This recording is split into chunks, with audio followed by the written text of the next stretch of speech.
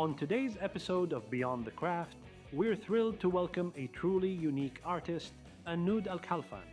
As a passionate doll maker, Anoud brings life to her creations through intricate designs that blend heritage and creativity. She has transformed her love for art and culture into beautifully crafted dolls that capture the essence of Kuwaiti traditions. Over the years, Anoud has mastered the art of storytelling through her craft, creating pieces that are as meaningful as they are detailed. Join us as we explore into her world of craftsmanship and discover what drives her passion for doll making. We are back to our show again, Beyond the Crafts, and now we are in the workshop with our distinguished guest. So all of us, let's welcome the doll maker, Anoud Al Khalfan. Hello and welcome to our show. Thank you for having me. You're most welcome. Thank you so much for the invitation. Actually, we are in your house in the basement prices, and we saw in an amazing corners, everything here, there is a unique art. Right. So I saw doll makers here, a workshop there, tables, pictures, anatomy, drawing, and even the old colors are down here. Right. The old colors here in the down. So I am curious, this happened from long journey, more than 30 years of experience. So when did you start to be in art? I started when I was like 9 years old, and it comes to me, and I use some kind of. I also use scraps of fabric from the start, and because I have fascination with iconic characters, and I start to make simple dolls, and that's how it comes to me from the beginning. Which kind of iconic characters you're mentioning that time? At that time, since I was a child, I was like into cartoon characters as icon characters, and some of celebrities, a bunch of some, like there's nothing comes in my mind right now. But of course, the enemy, the Japanese cartoon from back then. It's because the Japanese cartoon back then, the colors and the visual art, not like now. Now it's more the 3D and AI. So that time, because it's more extreme with the colors and the features, Right. that's when it's already inspired you a lot? Yeah, the visual was so intense, especially the colors, and it's giving me this kind of, it sparks my imagination. So from there, I get my creativity worked on. So yeah. So that's the how it creativity from that time, since Right. that time, but not any kind of animation, because the dolls we are seeing here and the characters from different kind of businesses, different kind of categories, Japanese and Western also kind of Right, cartoons. mostly Western. Western, yes. Yeah. So this like it dragged me to another topic. The colors you are doing back then, I saw the colors before and even now. Before it was more brighter. Right. Now you're going to more darker. Right. Because people, when their mooding change, their thought change, even their color change. Absolutely. So why you change from warmer to darker colors? It depends. The darker is giving like more realistic, intense figure, especially on the face. Let's say if it's like, let's say you're gonna make it like more personalized as a doll. So to me, when I go to dark colors, it's giving like shadings, mostly black and a hint of white. This kind of basics colors, it's giving more realistic touch. So the light colors is giving like more cartoonish, characterized look. So, yeah. Actually, you're going to the right point, because when you go to the Florence Academy of Art there in Italy, Republic of Italy, they are teaching always, if your background is like dark or black, it will show more about the portrait of the feature of Right, the face. yeah. And when you go to the Japanese in the Western side, in the Eastern side, you will see more brighter because for cartoons. Right. So you got it by your own self-thought, we can say. Yeah. Self-exploration along the time when I go with the colors.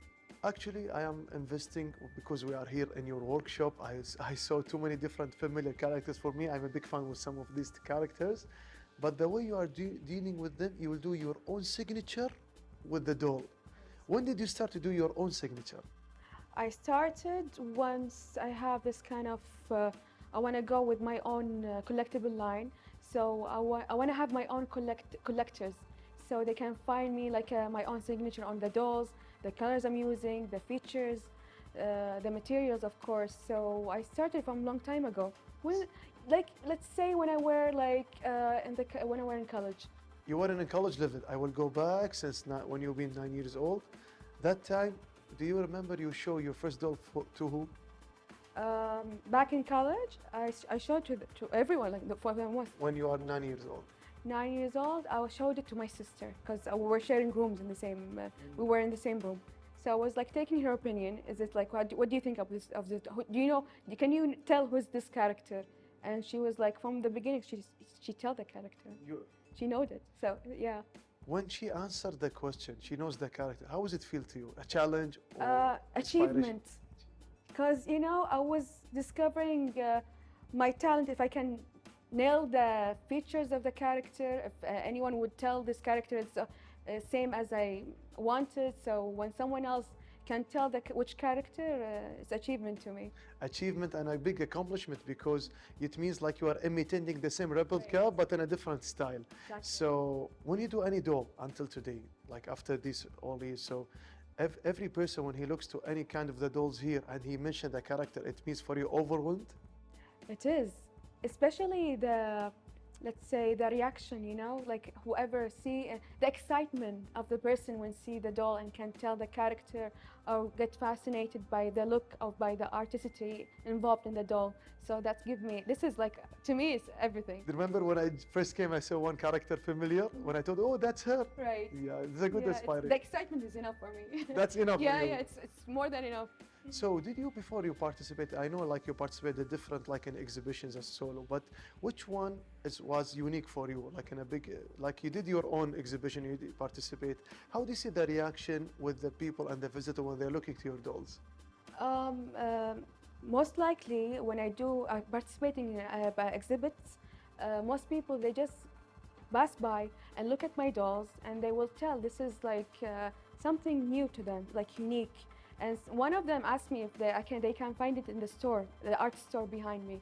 And I was like, no, I made them. And the shock and the excitement, like how, and they just were asking more questions. And yeah, from there I get the people how they find my dolls as unique as it looks. I noticed something. Some of your materials here, it's already shipped. It's not from here. I noticed you put it in the bag. So you are waiting for some of the materials, you have to be shipment. Some of them you have to order for it. The other one you have to look for it in Kuwait. Some of them you have to arrange with some different kind of people to bring it to you in Kuwait.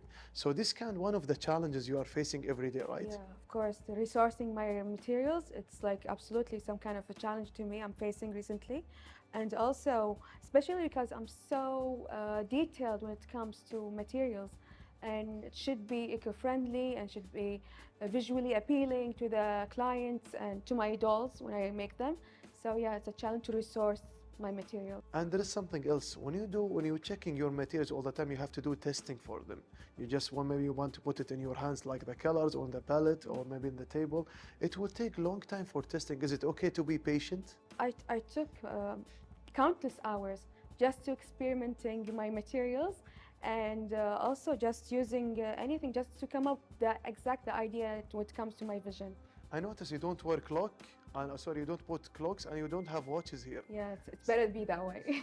That's better it's for better you. be that way, so I can continue the doll at whatever I feel like this is what I want as an outcome. So when you did your result at the end and you want to give it to any person, this is what motivates you to do another one.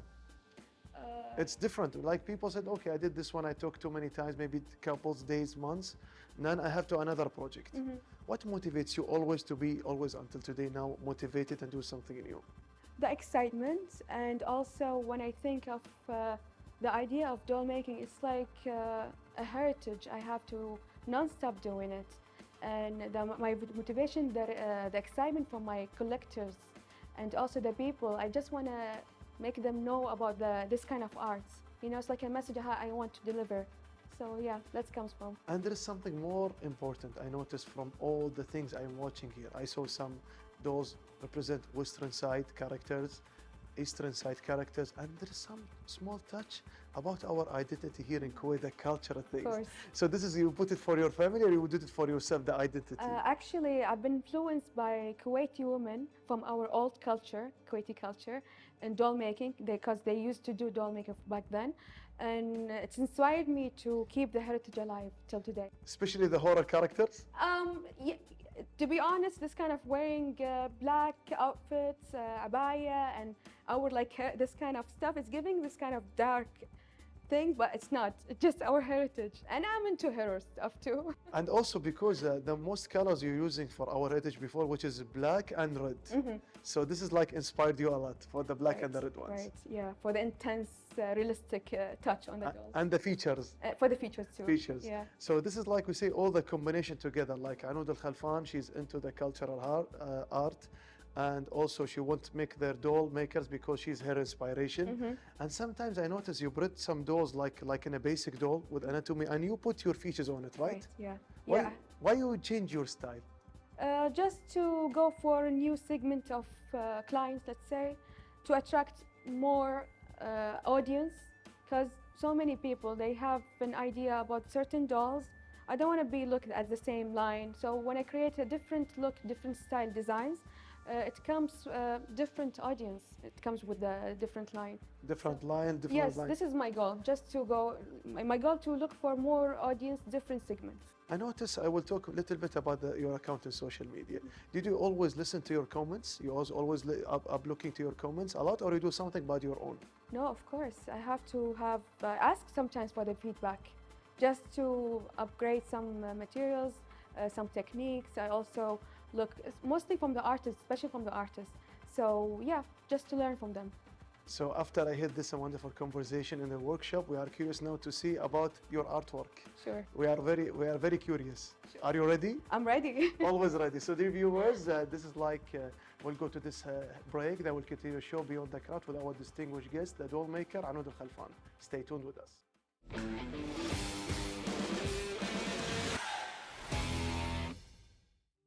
Doll making is one of the oldest forms of art, dating back thousands of years. Historically, dolls have played various roles across cultures, from sacred objects in rituals to children's toys, each telling a unique story of its time and place. The earliest dolls were discovered in ancient Egypt, around 2000 BC, made from simple materials like wood, stone, and clay. As civilizations evolved, so did the art of doll making. In ancient Greece and Rome, dolls were made from wax and terracotta, often crafted with movable limbs and elaborate details to mimic the human form. These dolls were cherished not only by children, but also by adults, symbolizing fertility, beauty, and femininity.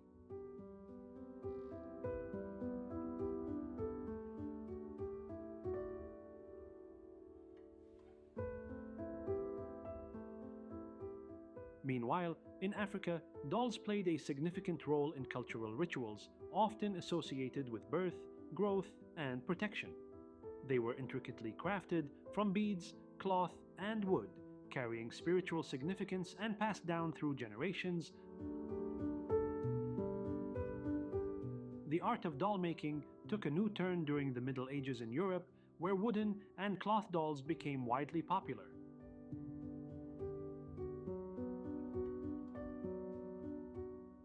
By the 16th century, France and Germany emerged as the centers of doll making, producing finely detailed porcelain dolls that are now seen as collector's items.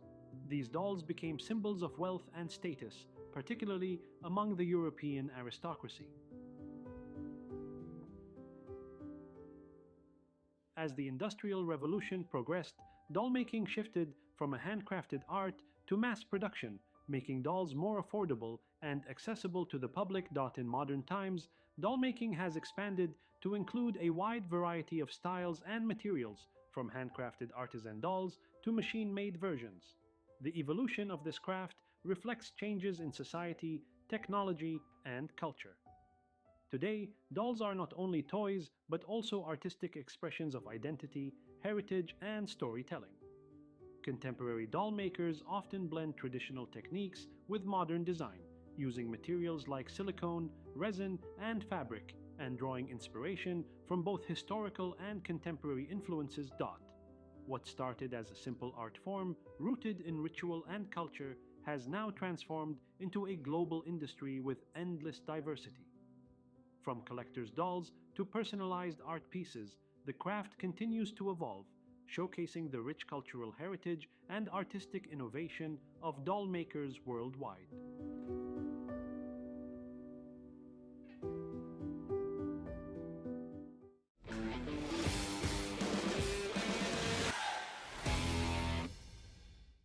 We are still in our show Beyond the Crafts. After the report, now we are in the actual place which our distinguished guest, the doll maker, already Al Khalfan. She will gonna creating. This is the creativity place, or maybe her magic.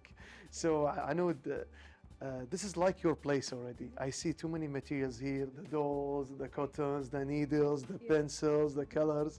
So I want to know, what about the steps to create a doll in the beginning?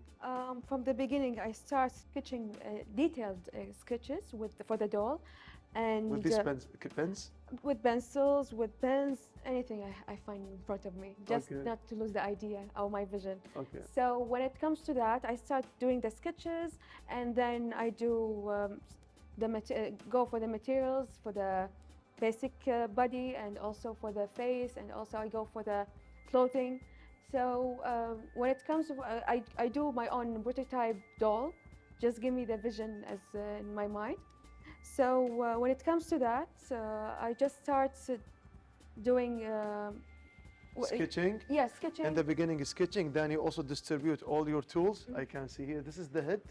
Yes. Is this the head? Yes. And why you put here a hole, a small hole here? Just to change the cotton, because I use 100% cotton. Okay. Sometimes I use something else like fibers, natural fibers, and bends, just to see, just to do the face. Okay.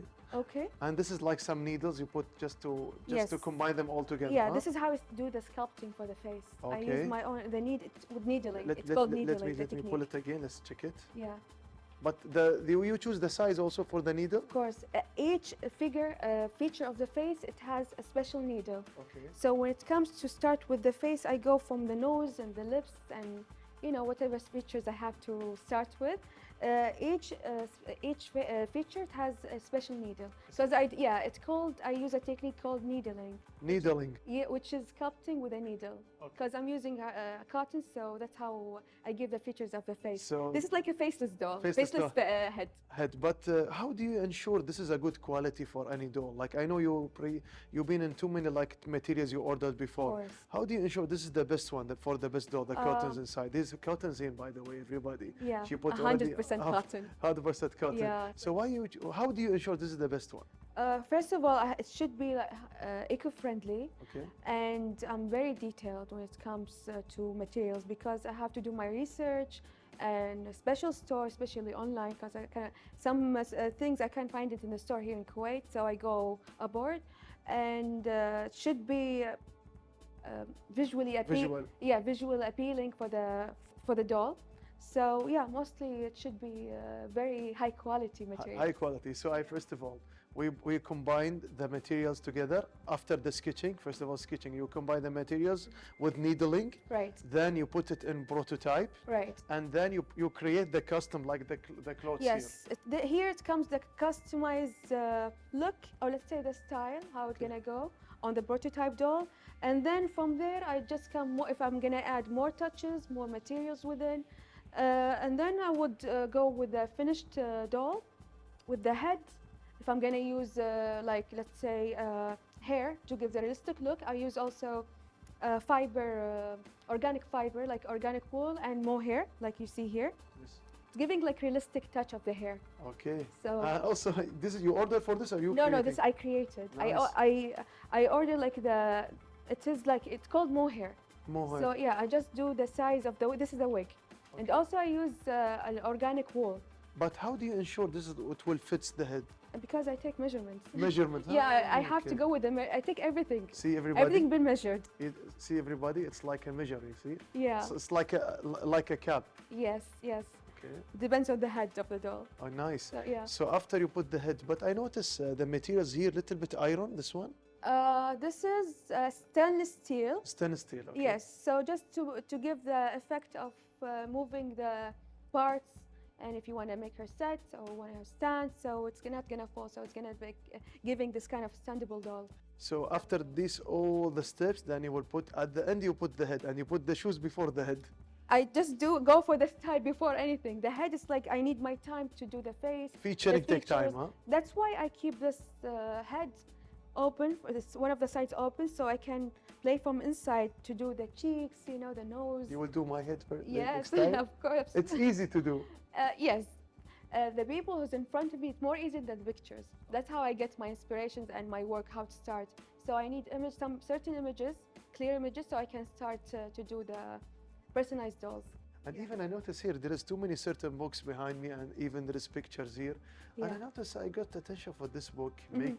like making an doll, Right. and I see the steps here, like Right. even let's say you're mentioning. Yes, that's why I learned my technique from my mentor, Ray. She's the one who's giving me techniques from sculpting to painting, using colors, and how to do the eyes, certain features for the face. Especially for the eyebrows Yes, and the yes, eyes. and how to use the colors to give the realistic look. So she's one of the mentors, and I appreciate her work for sure because she's a international doll maker herself. So that's why I get my inspirations and techniques from.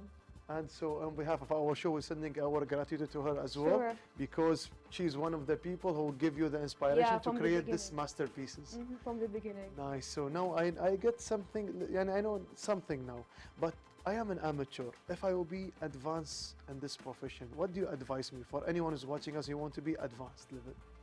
To be advanced in any professions, to me, is you have to never stop what you're doing. As let's say, if you have like interest to paint, you have to go and follow the artists you love their work. So you will notice their colors, the way they using take some kind of technique. So you just follow and keep going. Keep go forward, keep going, learning Yes, from I your never mistake. yes. And you don't throw anything, right? If you just keep. I always recycle everything here. So this is all recycled here. Everything recycled. Nice. That's why Yeah. I noticed like this, like you want to recycle, you want to do Yeah. something, and even more. So I have something in my mind. Before, when we are sitting in a different corner, I mentioned about the comments in the social media. Now let's talk about the clients. I know they have too many clients. Maybe they are ordering through your account, social media. Maybe in the exhibition they need some certain type of prototype, maybe themselves or the character. How can you always containing them because they want something, and you know in your vision something will gonna happen, something not. How do you are containing and negotiate with them? For sure, I have to connect with them, asking for details of their requests, so I can go and ask them. I ask them questions to know more their culture, their elements they want to include. So once this kind of conversation back and forth between me and them, and update them also with some kind of, I'm asking feedbacks if they have certain things to add. So that's how I keep updates. And even you do for them like steps, like every time you're showing them, I will go to this direction. Is it okay with you? Then you're Of following? course, yeah, I always giving them the updates just to make sure it will meet the required. And I have one question, something in my mind. I know you face too many clients, too many experiences. Can you mention a moment you will not forget for a client? He wants something and he did something amazing, and his also response is amazing. It was one of the moments I created an iconic character, and it was requested from a client, Okay. and he just sent me an image of that iconic character, Okay. and I nailed it. Okay, you did your And best. yeah, I did my best without he didn't even ask me for an update. Okay. I was asking for like if there's some kind of feedback, you want to add something, a certain style, and when he received it, he just showed me excitement, and that's why How was his reaction that time? he was just like excited. He didn't believe I nailed it that way as a character. So how does it feel to you, somebody of your clients say to you, thank you, Anoud, for your hard work? How does it feel to you, the appreciation? The appreciation, of course, it makes me feel I want to go for more. I want to create more new dolls and new techniques I have to learn just to have this kind of, The sense. yes. So you mentioned something. What is the future of Anoud? Now you've been in a very professional level. You have your own techniques and your own signature. So people, when any place in the world, they just look to you. This is Anoud's technique. So in the future, what about the future plans of you? My future plans, I want to create a community for the doll makers, let's say, who appreciate dolls overall. So like I have my own community, just want to give them updates and learn, and they collect my dolls, like, because my dolls are collectible. So I want a group of, let's say, a community of people that appreciate my work and love to see and be updated with whatever line I'm gonna release. So this is a message for all doll makers in the state of Kuwait. So she wants to create a community for doll makers. They want all together to create something new, to be reflecting about you share the same habits and even the techniques. So you mentioned something important, like you want to say any person you're learning from. So everyone is important because there's different techniques. Right. Yeah, everyone has their own style and techniques and point of view in certain things. So that matters because sometimes you see something the other person doesn't see that same way as you seeing. So when you hear from them or you see the style, how they go with whatever technique, especially the artists Okay. and the creators, because I attended so many exhibits, art exhibitions, so I learned so much from the creators and I gain an insight in the industry.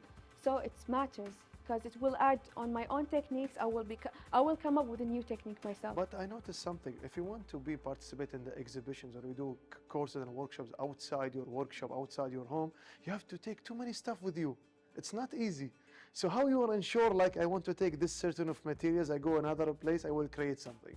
Well, the thing is, because most of my things are recycled, so mostly, yeah, I have I'm to. honest. I was I'm trying to, because I just bring with me a special bag containing everything, especially the colors, the pastels, the pencils, and the fabric if I need it. But sometimes I create the dolls, the base, and I bring it with me for certain workshops. But I want to tell you something, be honest. What is the thing in the workshop when you leave, it have to be with you always? Beside the pens, Yes. sometimes the It's too many stuff. You will go with the dolls, or you go with the needle, or the pen, or different things. if I'm gonna leave the spot. Yes. Mostly, yeah. All of them. All of them. Mostly the needles, because needles. yeah, because like I said, every feature in the face it has a certain needle. So yeah, they're important. These needles are most important Yeah, with these. this is the pens. This is the needles. So what did? So Nice. yeah, it has like different, big, small, thin, thick. It's like So I am curious. Who learned you to do sewing? Is it your mom? Actually, I learned from online tutorials Tutorials. huh? and from the school, the Okay. basics. And your mom supporting you. My mom's supporting me, but she doesn't know how to sew. Nice. So you are teaching each Yeah, other. yeah. She just she's like into craft world. She do the wrapping gifts and stuff, and I steal some of her So gloves. so you can do sewing my folding here. Yes, I know yes. you are expert Yeah, now. I'm expert right now. It's easy. I'm like a tailor, so I can do anything you want. Nice. So this is the most important. Now you became a tailor and an artist, and also the visual artist to create this masterpiece there. Right, right. So the good thing, like you mentioned, like there's something links to another. If you want to be an expert, you have to learn all the techniques, so you don't have to ask another person. So it takes too many long years to learn all of these. How does it feel to you after all these years now? You see yourself and a new Anoud now, like an old one. What do you want to say to her, the old one? It's like, of course, I appreciate. It shows the growth in my art, and just I appreciate everything I've been through, because every moment since then I learned so many stuff, and since then till today my dolls wasn't the same. Nice. Everything been Revolutionized. Of course, yeah. So, and last words to you, everyone who's watching us. Your camera is there. What do you want to say to them? I want to say is whatever you're doing, anything you're inspired, you love, never stop doing what you like, and keep doing. And you never know, maybe in the future you're gonna reach your goal or beyond your goals. Beyond your goal, this is Yeah. the most important thing. We pick the last word, just always beyond your goals and work hard. So I guess we already reached the end of our episode for today. A special thanks to our distinguished guest, the doll maker Anoud Al Khalfan, and all the work people who's working behind the scene for coverage this amazing experience with her. So see you next time with more amazing episode. Have a good day, everybody.